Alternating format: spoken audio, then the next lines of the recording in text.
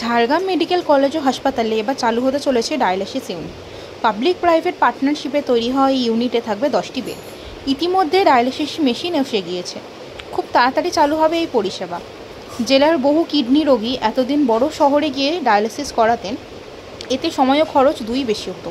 এবার নিজের জেলাতেই মিলবে এই চিকিৎসা। এতে উপকৃত হবেন প্রান্তিক এলাকার সাধারণ মানুষ।